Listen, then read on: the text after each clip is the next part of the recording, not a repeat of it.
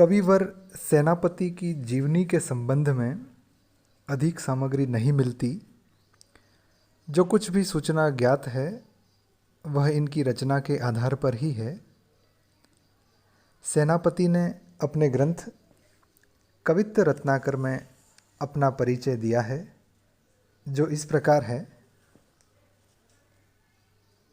दीक्षित परस राम दादो है विदित नाम, जिनकी ने जग जाकी जग में बड़ाई है।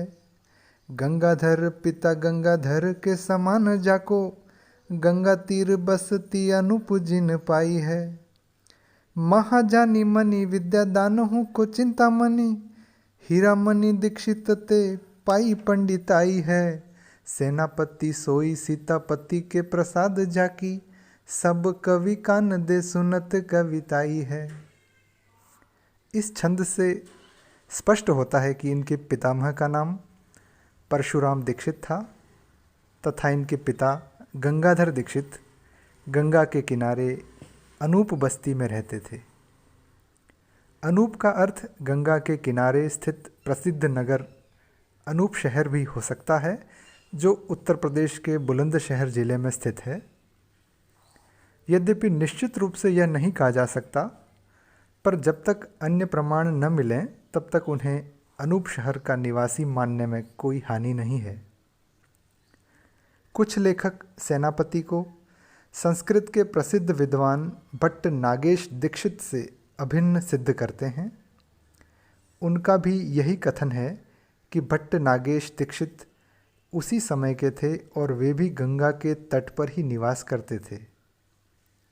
यह सत्य है कि सेनापति भी अपनी रचनाओं के आधार पर संस्कृत के प्रकांड विद्वान सिद्ध होते हैं, परंतु वे भट्ट नागेश दीक्षित ही हैं यह कहना कठिन है, क्योंकि नागेश भट्ट के पिता का नाम शिव भट्ट था और वे श्रृंगवेरपुर के महाराज रामदत्त के आश्रय में रहते थे।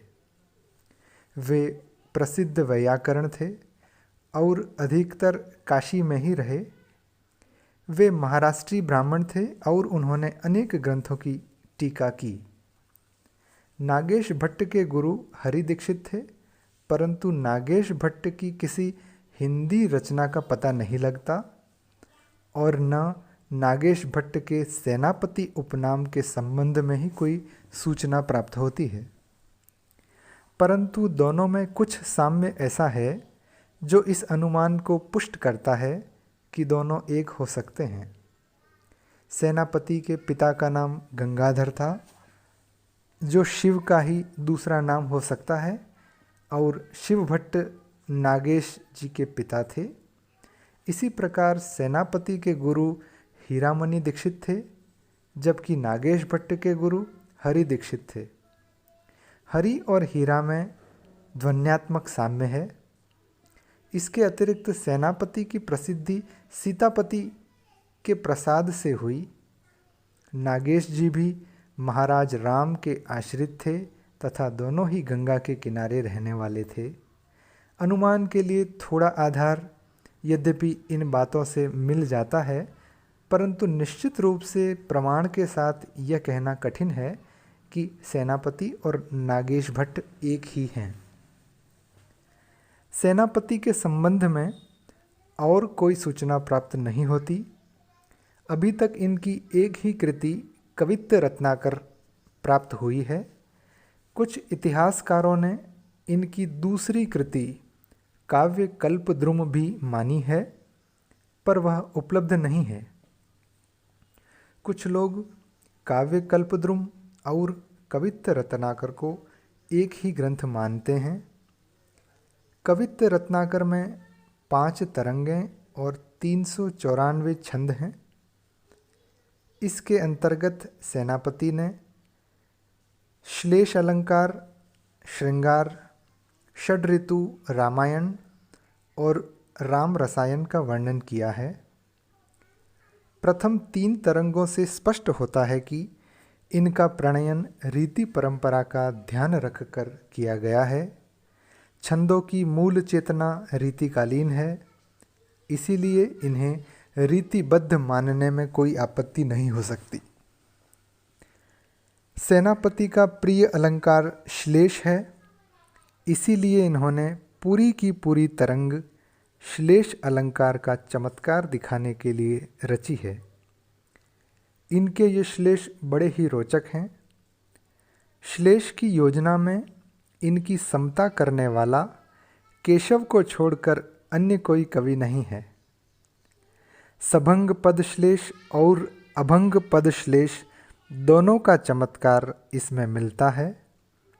कवित्त रत्नाकर की दूसरी तरंग में श्रृंगार वर्णन है, जिसके अंतर्गत नखशिख सौंदर्य, उद्दीपन भाव, वयः संधि आदि का मनोहारी चित्रण हुआ है। श्रृंगार के कहीं कहीं बड़े सुंदर चित्र इसमें हैं, पर मूल प्रयत्न शब्द चमत्कार प्रदर्शन का है। भाव और गुण का विश्लेषण उतना नहीं है। एक छंद द्रष्टव्य है। नूपुर को झनकाई भेदनी धरती पाई, ठाड़ी आई आंगन भई ही साझी बारसी, करता अनूप किन्हीं रानी में न भूप किसी, राजे राशि रूप की बिलास को आधारसी, सेनापति जाके दृग्दूत है मिलत दौरी, कहत अधीनता को होत है सिपारसी, गेह को सिंगारसी सूरत सुख सारसी, सो प्यारी मानो आरसी चुभी है चित आरसी।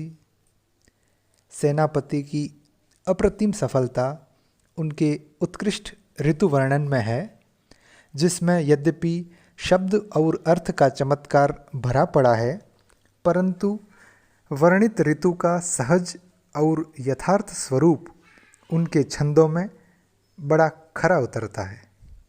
प्रत्येक ऋतु में उठने वाले लोकमानस के सहज भाव भी ऋतु वर्णन के छंदों में तरंगित हो उठते हैं। इनके ऋतु वर्णन के छंद भी सर्वाधिक प्रसिद्ध हैं। यद्यपि सभी ऋतुओं का सुंदर वर्णन इन्होंने किया है, पर ग्रीष्म और वर्षा का वर्णन अत्यंत प्रभावशाली है। केवल एक ही छंद इसके उदाहरण स्वरूप पर्याप्त होगा। दूरी जदुराई सेनापति सुखदाई, देखो आई ऋतु पावसन पाई प्रेम पतिया, धीर जल धर की सुनत धुनी धर की है, दर की सुहागिन की छोह भरी छतियाँ, आई सुधि बर की हिय में आनी खर की तू, मेरी प्राण प्यारी यह पितम की पतियाँ, बीती ओधी आवन की लाल मन भावन की, द्रग भई बावन की सावन की रतियाँ। चौथी और पांचवी तरंगों में राम का चरित्र और राम भक्ति भावना का सुंदर वर्णन मिलता है। इन तरंगों में श्रृंगार, वीर, शांत और भक्ति भाव प्रधान हैं। पांचवी तरंग में भी आलंकारिक चमत्कार भरा पड़ा है, जिसमें यमक, श्लेष, अनुप्रास, चित्र, प्रश्नोत्तर आदि के चमत्कार की विशेषता है। सेनापति की कविता में उनकी प्रतिभा फूट पड़ती है। निश्चित एवं सुनियोजित लय में संतुलित गति से चलती हुई उनके छंदों की पंक्तियाँ नर्तकी के पद संचार का सौंदर्य बिखेरती हैं। उनके वर्णों और शब्दों का ध्वनि सौंदर्य नृत्य के मनोहर लालित्य से युक्त है। इससे स्पष्ट होता है कि भाषा पर उनका असाधारण अधिकार है।